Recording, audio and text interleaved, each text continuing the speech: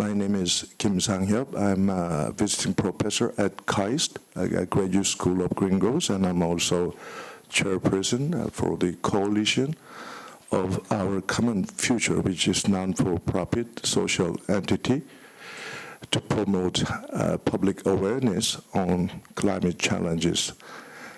Well, the original topic given to us is climate change and renewable energy. As we know well, we finally reached to the Paris Agreement, and since then the landscape is dramatically changing. According to the recent International Energy Agency report, the world is going to invest at least $12 trillion in energy market, and more than $8 trillion would go to renewable energy. And according to the head of IEA, Bureau, he said last year more than 50% of power generation came from renewable, not fossil fuel, not nuclear power. And he said the romantic age for renewable is over. Renewable has become real. But as we all know, renewable does not come along because its basic nature of intermittence, it needs a kind of friends. As we heard from the previous plenary with J.B. Strobel and Governor Won, there are many, many moving parts that come along with the renewable. For example, and in that regard, Jeju is the case. Jeju is going to produce all the electricity with renewable energy, and that will be supported by huge installation of energy storage system, and all the vehicles will be replaced by electric vehicles by the 2030. And these all three elements will be linked by the advanced smart grid system. So all these things will be linked in a quite interoperable way, and it will create huge potential for creating new energy, transport, and life ecosystem. In that regard, we have a very finest discussion today to talk about the future of green energy and green transport in the era of new climate energy. Joining me from my left side is Professor Kim Hee-jip of Seoul National University. He is serving as co-chairperson for New Energy Industry, representing the Department of Industry, Trade, and Energy. Please welcome him with big hands. Next gentleman sitting beside him is Dr. Song Kyung-yeol, who is a clean tech leader of McKinsey, which is a strategic consulting firm. Please welcome him. He has been with the renewable and green energy system and transport system for more than 10 years, so we can hear more detailed knowledge about it. And finally, I'm most honored to introduce to you Ambassador Thomas Lehmann from Denmark, which is the ally of Korea. For the first time in diplomatic history, Korea and Denmark and Korea made Green Growth Alliance several years ago. It's a kind of marriage between the first mover and the fast mover in the green world. So we would to hear many lessons we can learn from the most advanced green country in the world. Please.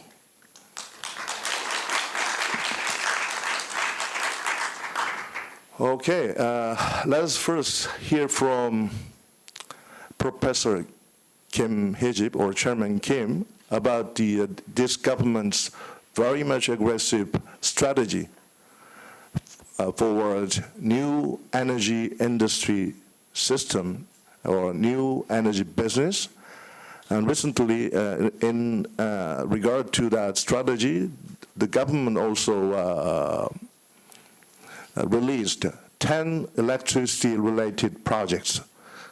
Before we have interactive session, let us hear from him to know what it is all about.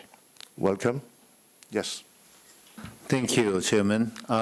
It's my honor and it's my pleasure to meet you all here. Thank you very much. It's my favorite topic, climate change and our effort in energy new industry, and especially Jeju Island, which is the frontier in this area. It's my pleasure to be here today. I'll talk about briefly future energy aspects in Jeju Green Big Bang and that aspects to it. I think one example, I'd like to start with some examples that we can compare to, which is UK. At the signing of the climate change effort recently, UK announced very interesting government policy. They will remove the coal power plants by 2025. That's within 10 years now. And they're going to focus on offshore wind and also nuclear mainly. Gas will be a bit of bridge in the middle. They're also going to have smart meters every home and every business, small businesses within 4-year time frame, which is very aggressive. And also, they are going to put all regulation challenges aside on ESS and also demand response, which is I believe, this is the future of the energy industry. Luckily, I had a chance to work on some project for Korean government, Ministry of Trade, Industry, and Energy last year. About 6 months, we worked together to focus the future of the energy industry by year 2030. And this is just, I think, conclusion, the key conclusion slide. We believe that the energy world or social infrastructure world will be significantly changed, revolutionized. And in energy sector, we identified 4 major driving forces. Starting with renewable energy, right upper corner, we believe that there will be explosion of renewable energy penetration. And second, we believe electric vehicle will be also significantly penetrate to the market. And the secondary battery or rechargeable battery you call, because of energy storage system, ESS, or also in EV battery point. So rechargeable battery will be another one. And all these 3 combined together will give a change, significant change in utility industry in the form of microgrid. Self-generation by using the renewable energy and self-consumption through rechargeable batteries and also EVs. As we believe that those are the 4 major driving forces for the next 15 years in terms of the energy industry for the climate change effort. I think that some of the interesting features we see that in U.S., even though their gas price is very cheap compared to ours, but their generation of wind, solar has been more than half, as just Chairman mentioned. In terms of EV, we believe that serious technical advance are being right now made at this point. GM, for example, they announced early this year, starting from end of this year, they're going to sell new Chevy Bolt, the pure EV, And that EV will solve the most critical problem of EV up to now, which is the mileage per charge. That has been a most painful aspect of the EV so far. And GM Volt, the new GM Volt will drive about 320 kilometers, about 200 miles per charge. And I think this will be a big innovation, especially if you think of Jeju Island. 320 kilometers will be very convenient driving range per charge that you can have. That's, I think, big revolution. And also the price will be $30,000 after the federal subsidy, which is only $7,500 per car in U.S. So $30,000 is a pretty good price. So we believe that a lot of race among car makers on EV are getting actually getting better and higher, and we are getting better results at this point. As you saw today, I think you saw CTO of Tesla. They also announced that their new Model 3 car will drive about 346 kilometers per charge. I think this is also very good progress for us in terms of EV penetration in the market. Google, beyond EV, they are moving fast in self-driving car aspect. I think this will be another huge revolution for us, like a smartphone for us in communication industry. And Google, they create alliance with Fiat Chrysler, and they're going to co-produce and test about 100 self-driving minivans. So that will be the first commercially available self-driving cars in large quantity in mass production format for us. We, Korea, as a country, we see the trend, and we like to be a leader in this area also. So we developed the country strategy in this area. Our vision will be by 2030, we like to be world #1 energy solution country. We are not going to be #1 in terms of revenue or profit. Well, we are a small country here, but however, in terms of system and in terms of solution, we like to be #1. We like to be #1 provider on those solutions and systems. How we are going to do it? We have 7 strategies. Number 1, e-prosumer market. We like to create the market earlier than anyone else. And we like to penetrate the low carbon generation, especially renewable energy, which is topic today. And transportation, we like to expedite the EV adoption. And industry, we like to make some changes on. And ESS, which is the big part, which is the major strength of Korea. We believe that if we utilize ESS strengths right, we will dominate this industry. And a lot of export-driven policies will be also made. Altogether, in year 2030, we like to create $100 billion in terms of new revenue, new industry, 100 billion new industry, about 500,000 people hired, new jobs, and also 55 million ton will be green gas will be reduced by that. We have actually details. I'm not going through the details here, but we like to establish microgrid, zero energy building, and also some of them actually will be tested here in Jeju Island starting from this year. So will be interesting experiments for us. And also renewable energy and power system efficiencies, EV infrastructure, especially Jeju Island will be the first province will get full EV infrastructure, the charging infrastructure in Korea. Export will be another aspect for us. Different from the previous smart grid effort, which was not very successful, this time we like to put the money upfront. So KEPCO will create about $6.4 billion this year, and we will invest those monies into major projects.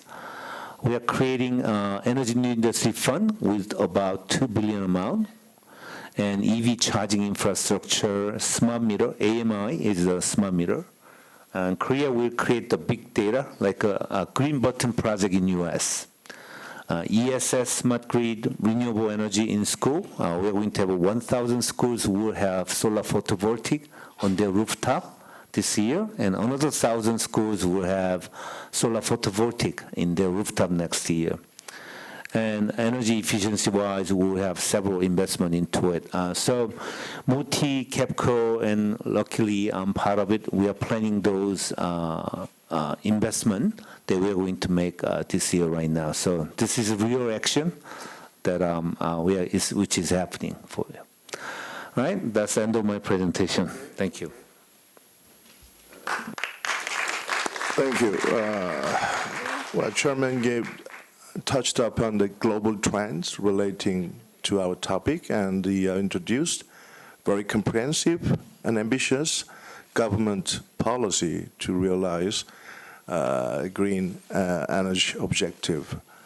So you talked about very big numbers in terms of revenue, in terms of jobs. I wish I really could see that happen. So what is really important thing is to make those things really happen. So if you had to choose just one thing that can trigger this comprehensive package or policy, what would that be? Thank you for a good question. I think that renewable energy is the first driver. All right. I think which is a very good topic today. Mm-hmm. Especially in Jeju, and 100% renewable energy by 2030, which will be a very important project for Korea. This will be global showcase if we make it happen. And I think we can. I think Jeju Island has very good wind resources, especially the offshore wind. And also solar, we haven't started solar projects yet in Jeju Island that much. We need utility scale solar projects and utility scale large wind projects from now on, and which is being planned and which start being executed. So this is a very good sign. As a co-chairperson for the Energy and Industry Committee in MOTI, one thing that we are very pleased is the pace of global business of new energy industry is really accelerating every month, pretty much. Right now, the solar cell, we just cannot sell because we don't have enough. We don't produce enough, which is a very good sign. And ESS, starting from suddenly the end of last year, we are seeing many 100 megawatt hour size projects in Australia, US, Europe. So right now, those companies who are producing ESS and servicing those are extremely very busy to start selling those. We have about 14 years to make 100 billion business by 2030. And I think if we look at the pace we have now, I have a very good hope. I think good probability that we'll make that very ambitious numbers. Okay. But as J.B. Strober said this morning, so renewable energy alone, it would be kind of lonely because the basic nature of intermittence. So that's why the distributed energy storage system and the electric vehicles and micro and smart grid system is important. So in this time of rather low oil price, how can you ensure that we can really achieve that renewable portion? What should be supplemented to support our green energy target?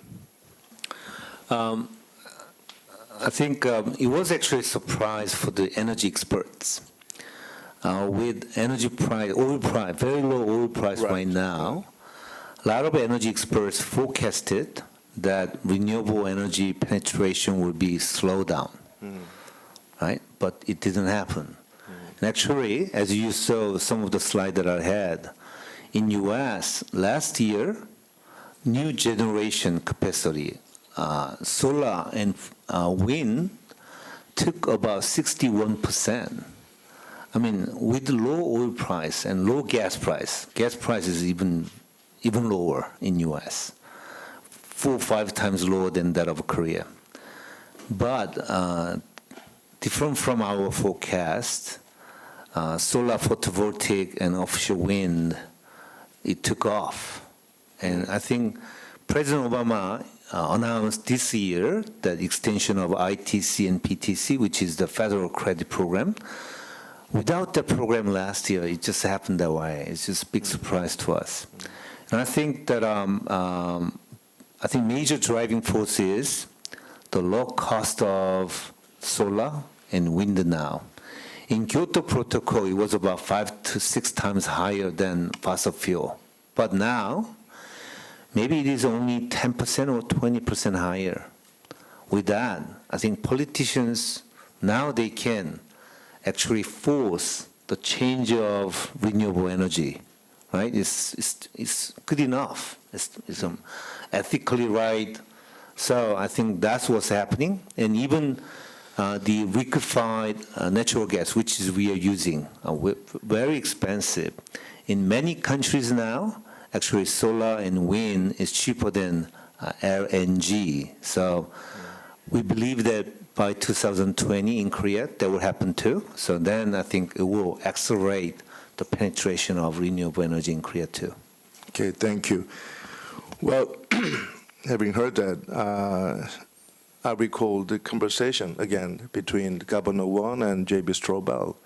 They both agreed that the Jeju and Tesla has something in common, which is to build new industrial ecosystem, not only renewable but also electric vehicles and related industry together. So having said that, let us hear from Dr. Song about the vision of Jeju, which is known as Jeju Green Big Bang, and its related strategy. Please welcome him with big hands. Thank you. Hello, everyone. My name is Kyung-Yeol Song, and I'm a director of McKinsey Energy Center. I'm leading the energy practice in McKinsey Korea, covering from conventional energy to renewable energy.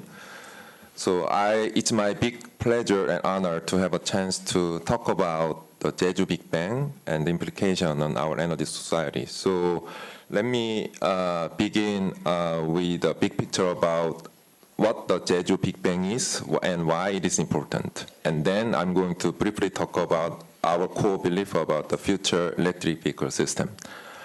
As you know, Jeju Big Bang consists of 4 pillars, which are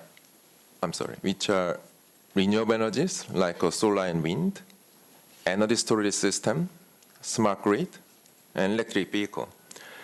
Each pillar can be a very fundamental driver that can fundamentally change not only the energy sector, but the human being society.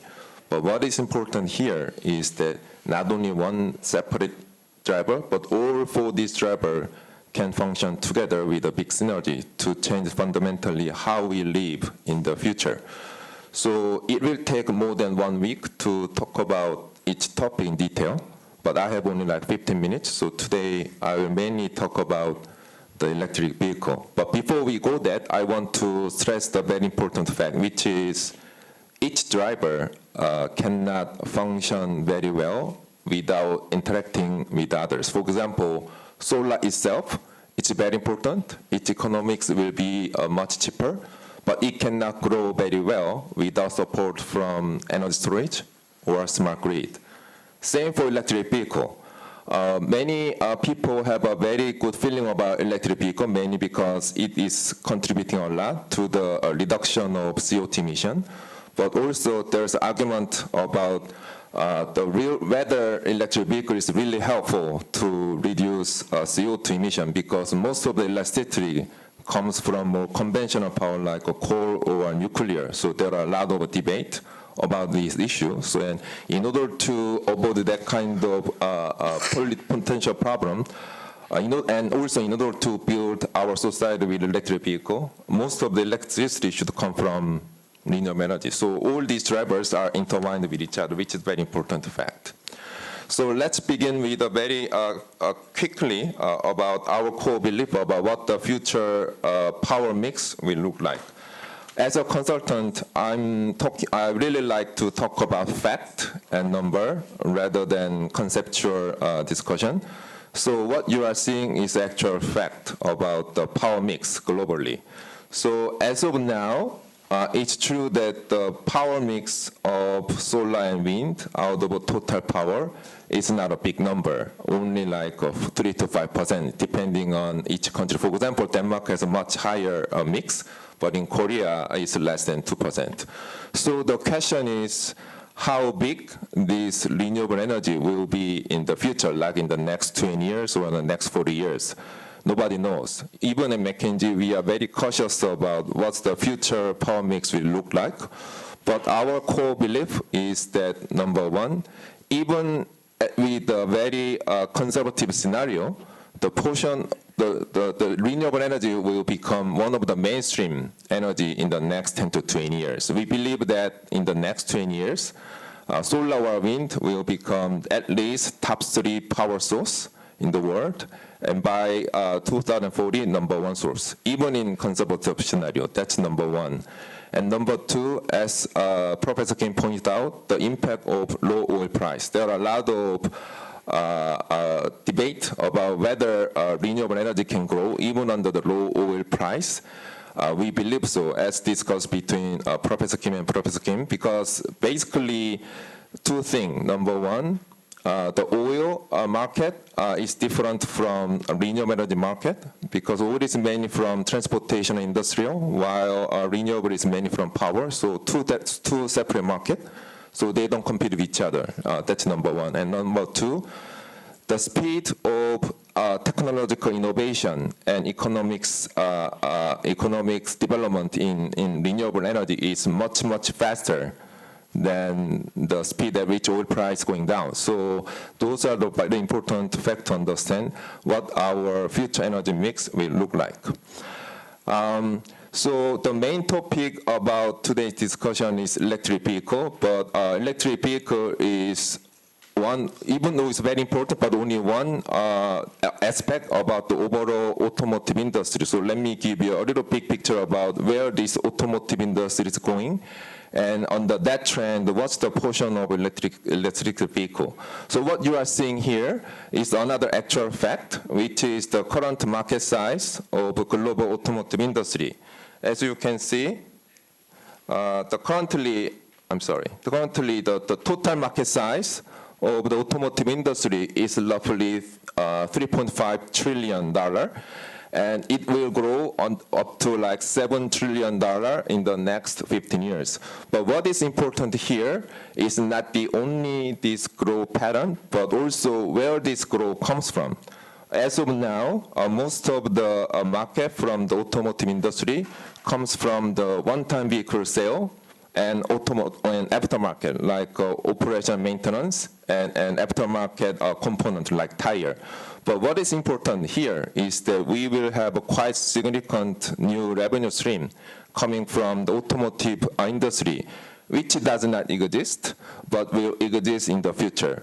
What is it? It is electric vehicle, or autonomous driving, or connected car, and artificial intelligence. So who will capture this opportunity will become a very important topic, and it will change the paradigm shift in the automotive industry. And we hope that Jeju Big Bang can be a trigger point to capture this significant new revenue stream.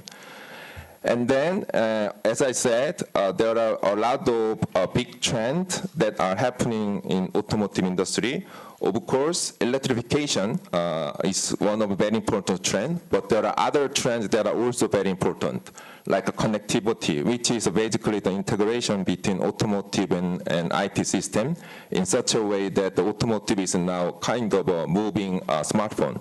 Another point is autonomous driving. I think now everybody is a big fan and expert in artificial intelligence, and artificial intelligence is a core part of this autonomous driving.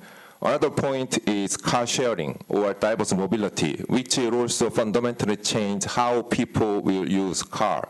So these four drivers are equally important to understand how the future automotive industry will evolve and who will capture this opportunity as a winner in this new paradigm change. Now let's briefly talk about the electric vehicle.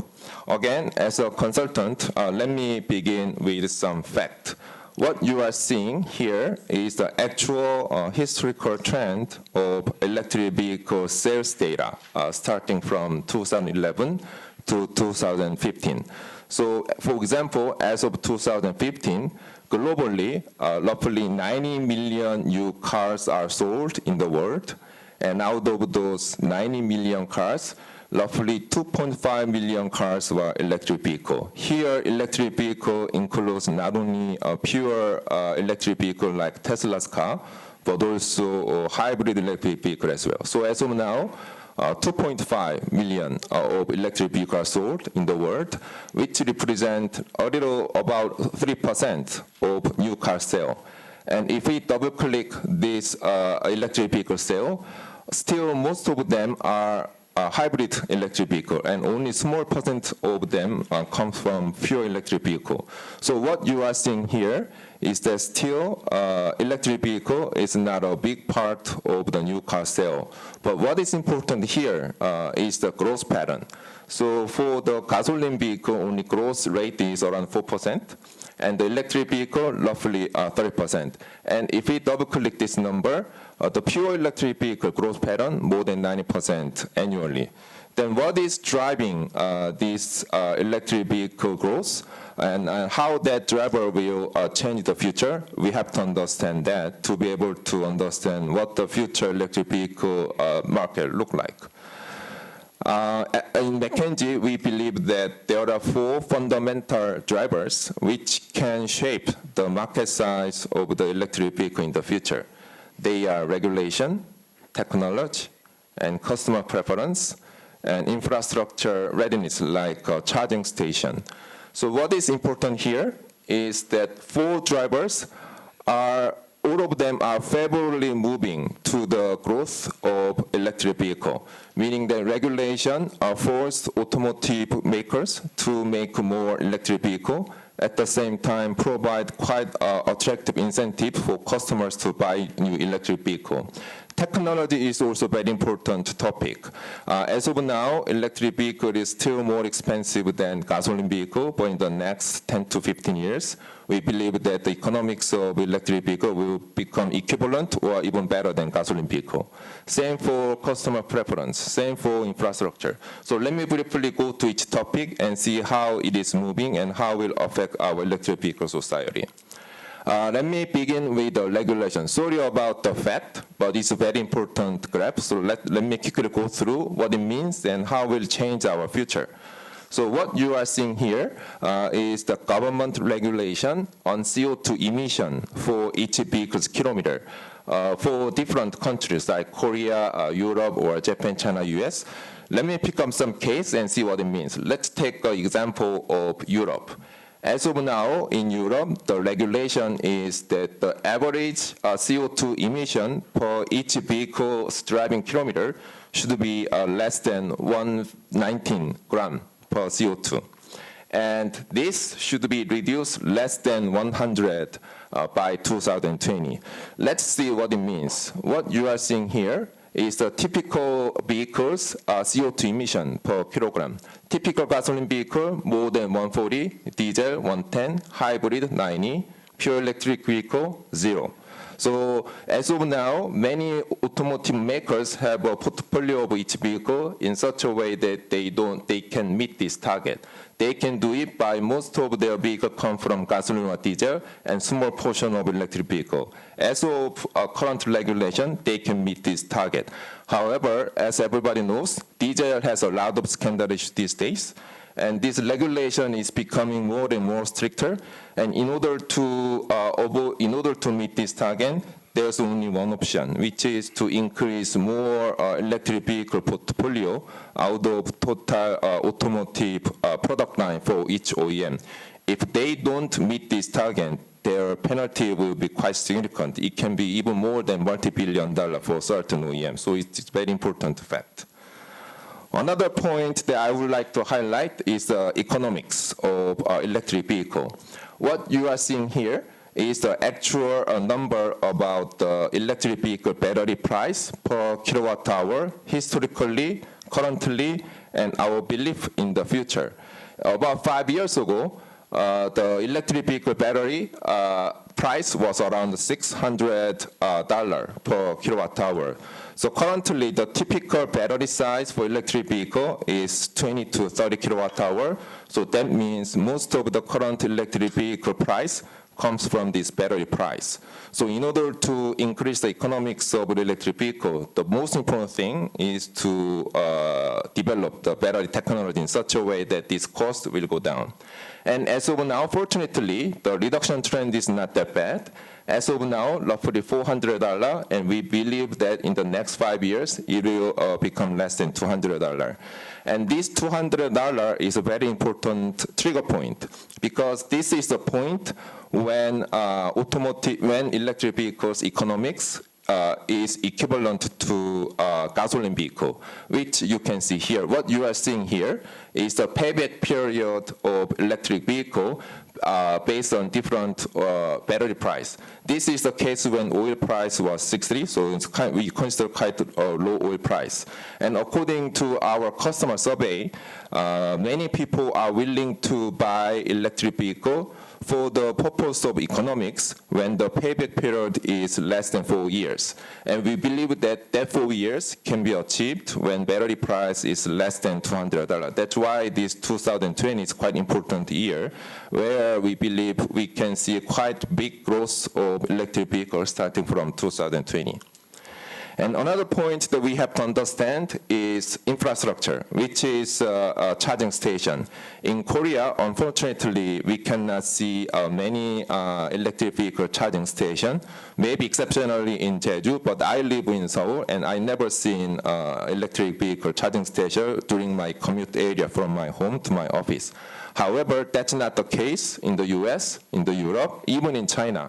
What you are seeing here is the actual number of electric vehicle charging station. In the US, more than 10,000. In Europe, more than 20,000. Even in China, more than 10,000 charging stations exist as of now, and their growth pattern is significant. So this is another important driver that will enable the future growth of electric vehicle. Let me close my presentation with the implication on Jeju Big Bang. So even though I talk about the positive side about the renewable energy and electric vehicle, not all companies are successfully realizing this dream. Some of them succeed, but many of them fail. Recently, as you know, one of the largest solar company called Sun Edison bankrupt and applied for Chapter 11 in the US. So that means even though we can easily say many good things about this renewable energy and electric vehicle, there are also of quite a serious competition and reality to make this dream come true. So what is important based on our study is the well balance between business innovation and especially good management and regulation practice. I really do hope that Jeju Big Bang will be a successful platform, not only in the Jeju, Korea, but also globally. That's the end of my presentation. Thank you so much. Thank you. Well, Dr. Song, you seem to emphasize electric vehicle as a key driver or trigger for Jeju Green Big Bang among four important segments or pillars. Am I right? If so, why is it? I think four pillars are equally important, but in terms of the impact on Jeju Island, especially electric vehicle, combined with renewable energy is, I would say, is the most important factor, because that will have a much bigger impact on the future energy evolution in Jeju Island. But also at the same time, I would like to stress the fact that, again, those four pillars, each one is very important, but they should move together. For example, in order to achieve the goal of 100% electric vehicle in Jeju Island by 2030, most of the new power should come from solar or wind. And in order for the grid system to operate well under the increased size of solar and wind, it should be combined with energy storage and smart grid. So I would say four factors are equally important and should move together to realize the dream of Jeju Big Bang. Okay, one more a bit technical question. Well, I was asked several times about the plan of all the electric vehicles by the year 2030. Well, technologically it is possible, but looking at the huge electricity demand, so how many more power plants do we need? Well, simply some people are saying that we cannot afford that kind of huge electricity demand at one time, but and at the same time, it is also unrealistic. All the electric vehicles download all the electricity at the same time. So I saw an optimal strategy, optimization of electricity resource would be needed. What would be your idea on it? Well, when we talk about the impact of electric vehicle on electricity usage, we have to look at both the energy and power. Energy means in terms of kilowatt hour, and power means kilowatt. And my understanding is that as of now, there are a total of 400,000 cars in Jeju Island. And if we assume all of them are replaced by electric vehicle, and of course, some cars will drive more and some cars will drive less. But if we assume like each car drives like 30 kilometers every day, that means in terms of actual energy, the increase is not that big in contrast to many people thought. Because if you do if you do a calculation, you can see that only the new growth of 100% electric vehicle is only like 10 to 15% increase in energy, in power energy in Jeju Island. So in terms of energy, I don't expect a big problem. What is important though is power. Because, for example, I don't expect that will happen, but for example, if all these 400,000 cars charge their car at the same time, that will require quite a large new power plant. However, there are a lot of policy schemes to incentivize each vehicle owner to charge their car equally and distributed every day. So that some people will charge at home at night, some people will charge at office at daytime. If we assume equal charging distribution pattern, again, I don't expect a big problem in the current grid system. Well, before we hear from Ambassador Lehman, this is, I think it's important area for more discussion. Well, Chairman Kim, you are the architect, planner for new energy industry strategy. Do you think, do you agree with the Dr. Song's opinion that the power generation would not be a big matter? Pretty much. I think that if you look at EV only, it's not going to be a big challenge for Jeju Island. However, if you look at the whole picture together, 100% if you add 100% renewable energy to it, if you like to have 100% wind and solar generated and use them as the energy sources for EV 100%, I think it will be a challenge for us. It's possible, but I believe that a lot of work's to be done. I think, as Dr. Song mentioned, that we have to distribute the charging format smartly, but also we have to utilize the vehicle-to-grid feature, which is not possible at this point. So using EV as the battery, ESS system, that should be part of it. That way we can actually achieve this 100% renewable energy and 100% EV together. And also, a lot of transmission, distribution system should be strengthened because of the power volume that we have to deal with will be much higher.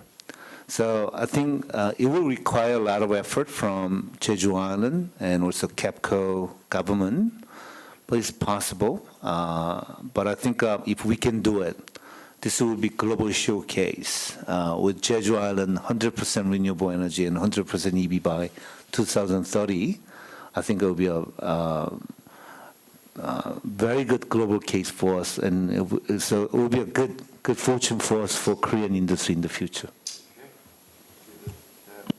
And some that those challenges can be our new opportunities, if I positively translate what you have said to the audience. Well, there is a country of which economy has grown by more than 30% since 1980, whereas energy consumption has remained the same. And there's a country which cut greenhouse gas emissions by almost 30% since 1990, and at the same time grown its economy by almost 40%. That is Denmark. So we have lots of lessons we can learn from the Danish case.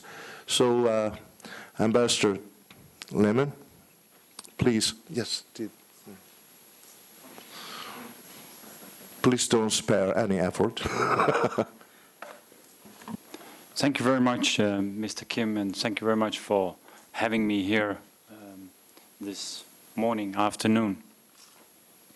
I think it's a very timely issue that we are debating: climate change, renewable energy, after the Paris Agreement, but not least very timely at this very spot on the planet, Jeju Island, which has such ambitious visions for its own green transition. And I really want to share with you in this context what the Danish example is, because I think Korea and Denmark and Jeju as partners has very much to offer on the global scene. But let me actually start. How do I do this? Yeah. Let me just start with the Jeju example, because this could very much be Denmark. However, not moving this at this particular pace. I think this is what Korea is very famous for: the Bali nature and moving very, very fast. I think Jeju is a prime example of this in your green transition, and we have heard what this is all about: massive infrastructure in EV, smart grid, energy storage systems, and huge expansion of renewables. This is the recipe for what we hope will be a success for Jeju by 2030.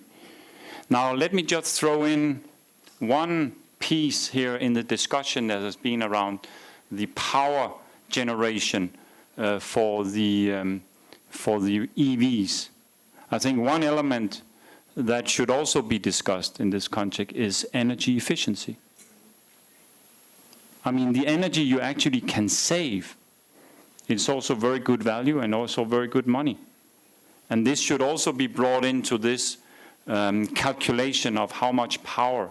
And there's a huge potential. I'll come back to that in the Danish example. There's a huge potential when you talk about energy efficiency. Using less energy in your private households, in your private buildings, in your commercial buildings, in your water supply systems. All of that is very much also power generating and important to keep that in mind. Now, the Danish example dates back to the 1970s with the very big oil crisis we had there. Denmark at that time, 100% dependent on fossil fuels. That created a scare for us because we all of a sudden saw an uncertainty in the supplies of energy. And I think it became obvious that we were also vulnerable as a small country being so dependent on fossil fuels. So it made our politicians make bold decisions, take a long-term perspective. And over the years, since the 70s, we have developed a number of energy plans that have set out very ambitious targets, not only on energy efficiency, but also on goals for renewables and goals for CO2 emissions and reductions. And where are we today? Well, this is, 2014, that's the latest figures I could get, but we are around 30% of our total energy consumption is renewables. We still are very dependent, and it's very obvious here, still very dependent on fossil fuels. Denmark, even today, being an oil and gas producing country. But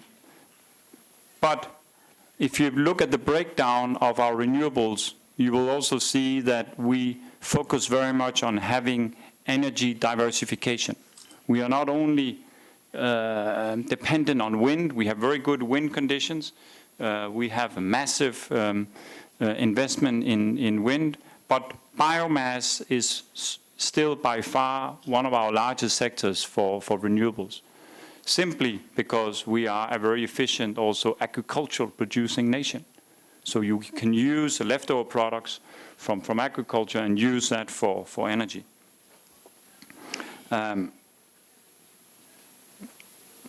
Another comparison, I think, with Korea and other countries is that we don't have in our energy mix nuclear power. We don't have nuclear power. It was decided many, many years ago by referendum that Denmark should not have nuclear power.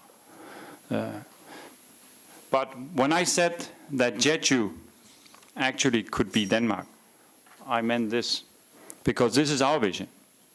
And our vision is by 2050 to become a carbon-free nation. Jeju wants to be a carbon-free island. We want to become a carbon-free nation. And we are on the track. By 2020, 50% of our total electricity consumption will come from wind.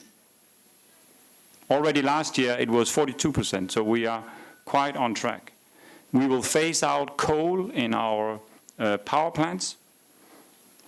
Heating and electricity will amount to around 100% of our, will be supplied 100% by renewables in the 2030s.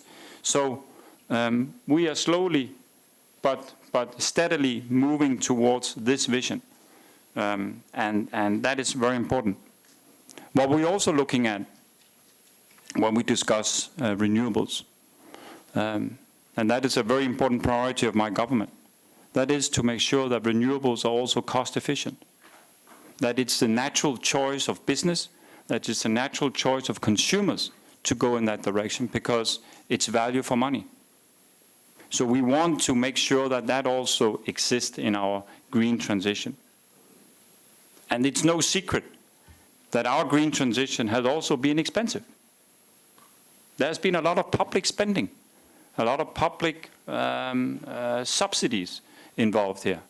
But we have also come to a point where we need to make sure that this is also affordable without these subsidies. and a lot of research and a lot of thinking is being made into this area. Now, this is a very important slide, because this shows the success story. This is what you also in expert kind of speak term as decoupling. What we have done in Denmark since the 1980s, and Mr. Kim pointed that out, is that we have experienced economic growth at a very good pace and good rate, but at the same time we have not seen an increase in our energy consumption. It has been more or less flat. Actually, it's going down. There's been a decrease in our greenhouse gas emissions. Our total water consumption has also gone down. At the same time, we have seen Danish exports of green technologies increasing quite significantly. So our businesses have created these green solutions, and they have made it into very good business.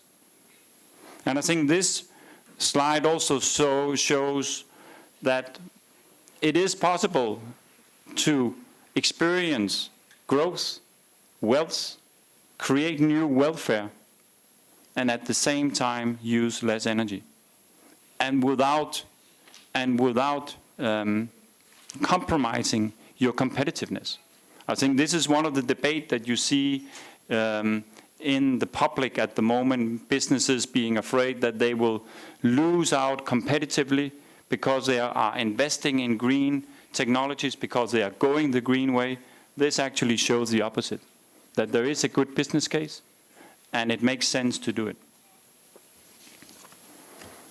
Now, Denmark and Korea are partners. We are partners in many ways. But one area where we are real partners is when we talk about the green transition. Maybe the word green growth is not, the expression of the Park administration, but the transition to a low-carbon economy is very much on the agenda, and I think Professor Kim has also outlined the new energy initiative, why that is very important. And here Denmark and Korea are partners. And we established this alliance in 2011, and we're working on different areas, not only government to government and the political track, but also very much on the economic, trade, business track, where we bring together businesses, business leaders, to share experiences and to come up with new ways of collaborating. But it's also a technological cooperation between universities, research institutions, to come up with new ideas of where we can see the next lead in the green transition. And I think the presentations here show that there is that this makes very good sense, that to invest in the green technologies is very obvious.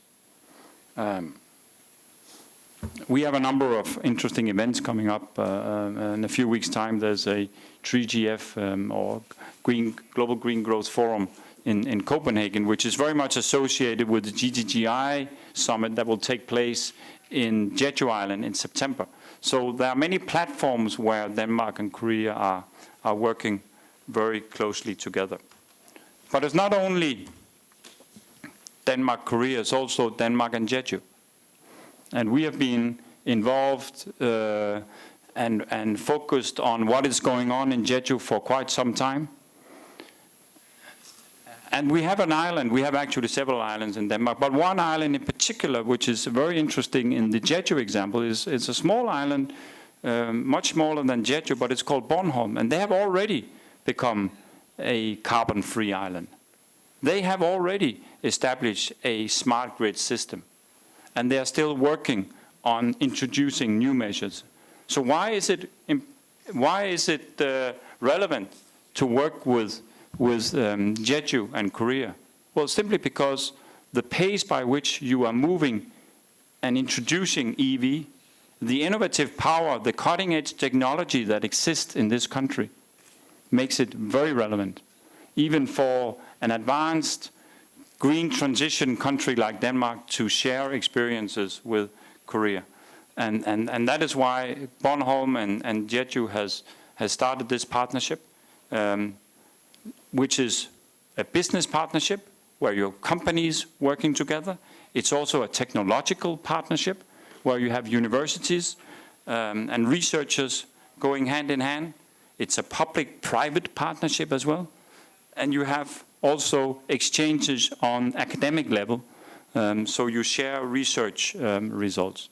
So I think there are indeed many platforms here which makes Danish-Korean collaboration very, very relevant. And I think we share the same ambitions of wanting to go in the green way. So we are very hopeful and very, very optimistic about where this will lead us. And we think we are very much on a good track. So I'll leave it here and also hope that we can have an opportunity to get some questions from the audience. Thank you very much, Mr. Kim. Well, thank you, Ambassador. Well, I think I have some positive news with the audience. Well, since 2012, our emission growth rate has been slowed down, and in the year 2014, our economy grew 3.3%, but our emission was dropped in absolute number, minus 0.6%. But it's still too early to tell Korea achieved that kind of decoupling effect like yours. But I hope we are on the right track. Well, before having a question from the floor, what would be, if you had to choose just one lesson that you wish Korea learned from your country, what would that be? I think the one, if we have to look at quick fixes, and the one which really pays off in the short term, it's energy efficiency. Right. Energy efficiency, and that can go into buildings. Yeah. Well, but I mean, if trying to prevent you from turn on your air conditioning, I mean, the amount of energy being used in private household from air conditioning is huge. Mm-hmm. And you can do very much and not at a very big cost. You can do that in developing more energy efficient housing and construction. You see it now taking place in Eastern Europe. Okay. Well, and I think this is one area, but of course also the expansion of wind power, and where one area where we have been extremely successful, of course, is offshore wind. And this is what you will be doing in Jeju in a very short time. You have Vestas, one of the largest wind power company. Well, what about this? Denmark started that kind of green energy policy since 1976. Yes. Mm-hmm. Has there been any major change or shift from its original content and direction? No, I think you choose your government by election, right? Yes. So whenever your government changes, does that give huge impact on the policy direction? No. How much is important to keep the policy continuity in this green journey? I think the continuity and the long-term perspective is very important. Mm-hmm. Otherwise, you lose or you risk not having the relevant investors. You risk not setting the right framework conditions for business.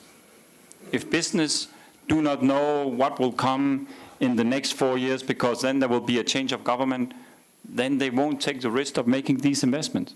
So I think what we have experienced in our system is that we have made these rather quite long-term commitments on energy and energy plans with long-term goals, and there have been very broad political support to that. So even though there's been a change of government, there's been many changes of government, whether they've been left or right-wing, over the past 3, 4, 5 decades, still the long-term goal has been there, and the continuity and the political will to go the green way has still been there. There will be some marginal changes here and there, but still the long-term perspective is very much there, and I think that is crucial for success. I think that will be the most important lesson we should learn from your case. So now the floor is yours. If you have any question, please raise your hand and identify yourself and ask question. Any question will do. Yes, gentlemen. So, is it working? Yeah. So you comment that really optimistic prediction of electricity. So we don't have to worry about that. All the EVs are spread out, so don't have to worry about that. So you comment, but the shutdown or shortage of electricity is occur in the severe climate case. For example, long-term raining or long-term snowing. So in that case, there's no light and the wind. So can you comment that how long days we can save our electricity for keep our still using the EV? So can you comment that? That's very important point. What I say, I'm a little more optimistic about this trend is on the one condition, which is a quite well-scheduled charging distribution. Because as I highlight several times, if a lot of vehicles charge at the same time, especially using fast charge, that will cause a lot of new power demand, which may cause a lot of risk situation in the grid system. That's why I highlight many times that in order to avoid that risk, very smart scheduling of charging in a very distributed is very important. And my understanding is that that can be possible by applying several different financial scheme or electricity scheme using different costs in the daytime, in the nighttime. So it should be well combined by a well scheduling of charging as well as a reliable grid system. That's a more accurate description about what I say, rather than just say you don't need to worry about this boom of EV. So that's possible only if very well scheduling of charging. Well, we always have to worry about something. The gentleman over there, and then.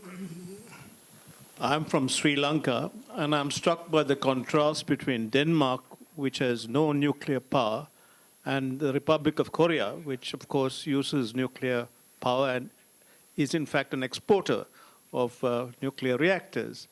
In Jeju Island itself, do you have nuclear power? And in terms of energy efficiency, I was wondering whether the speakers can comment on the relative virtues of these various sources of power for energy efficiency. Who would answer to this question? Professor Kim, perhaps? I hope I understood the question right here. In terms of energy mix, Korea has serious challenges too. Nuclear, which is my personal belief is very good energy source, and however in public right now it's very difficult even bring up that issue in Korea at this point. And gas, very expensive here in Korea because we have to use liquefied format, not like a pipeline gas in US or in Europe or other countries. Coal, definitely, a lot of countries, they are shutting down, and we should do the same. So we have to reduce our coal power plant too. So renewable energy is the one that we have to go. However, in Korea, the challenge is we are short of land, and the land is very expensive. So our generation cost of renewable energy is very high compared to other countries. So we need some breakthrough here in renewable energy. That's where we are working on hard. And I believe, as a country, in Jeju Island, it will be 100% renewable energy by 2030.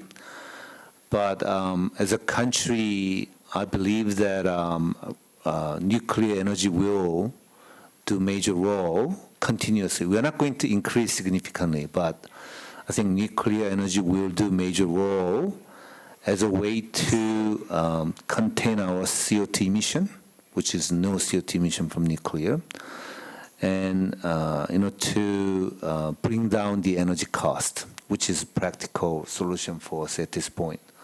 So that's my view on, I think I answered your first part of the question. For your information, Korea is like an island like Japan in terms of power grid. If we don't have enough electricity, we have nowhere to import electricity. So we should be realistic in pursuing rational energy mix.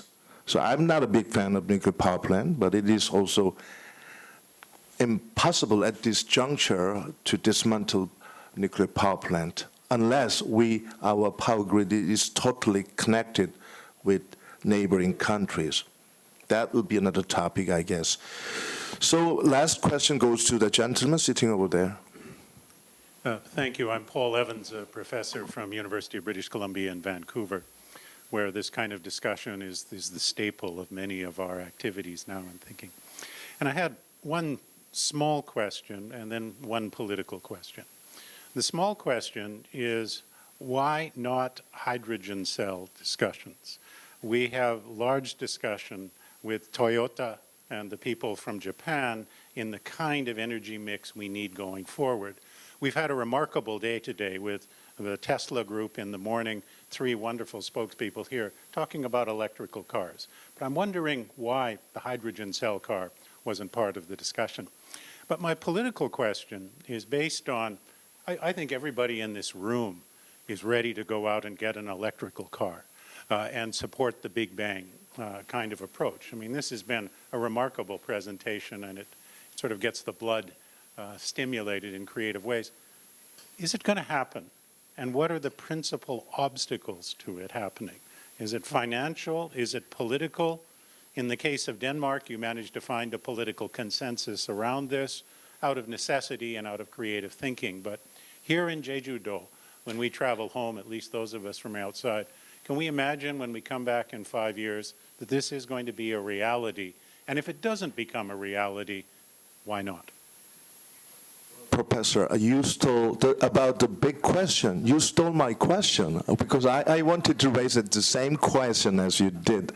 Regarding the small question, it doesn't seem so small, but who would answer to that question? How about Song?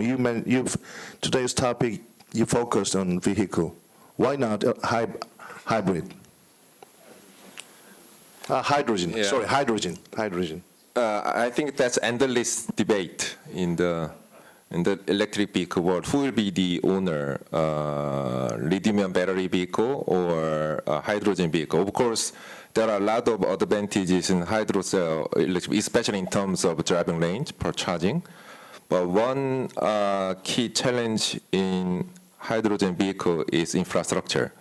So for example, for electric vehicle, even we can charge at home, but in order to penetrate the large portion of hydrogen electric vehicle, you need to establish completely new infrastructure to provide hydrogen to the vehicle. So I think this is a kind of chicken and egg problem, meaning that if somebody have a very aggressive plan to install, say, 1 million hydrogen infrastructure in the world, they may completely change the competitive landscape between lithium battery and hydrogen electric vehicle.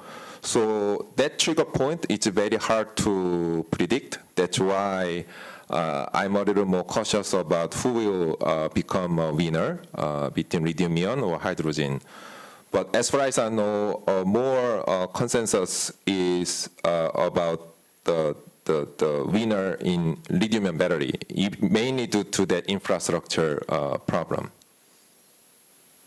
Does it answer your question?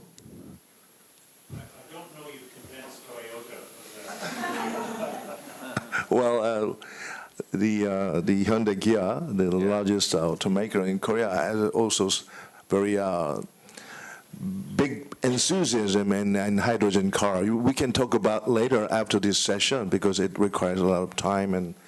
But my final question goes to all of you. Ambassador, you want to say something about this? I just have a comment. You were saying, will it happen? My answer is I'm quite sure it will happen.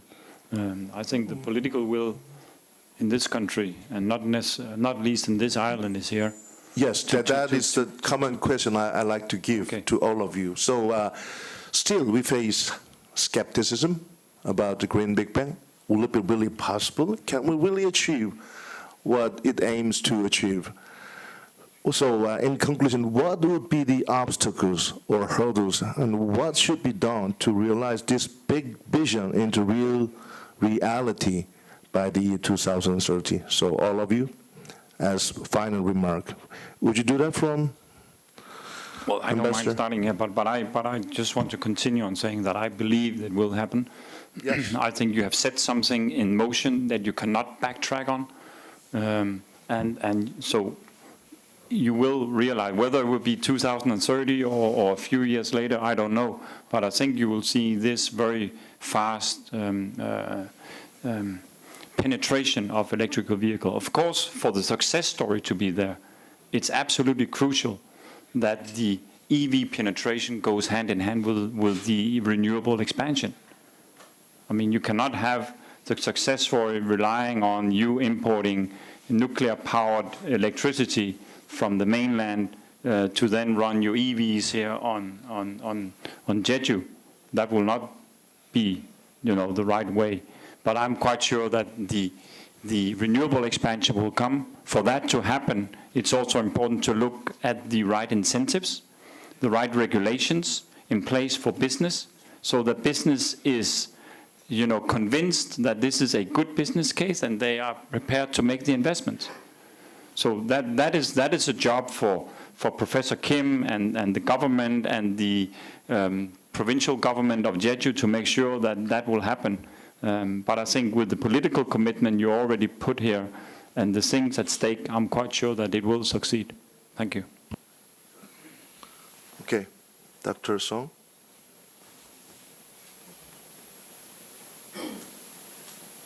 That's another very critical, important question. And to be honest, I don't have a clear answer for you because I'm a quite.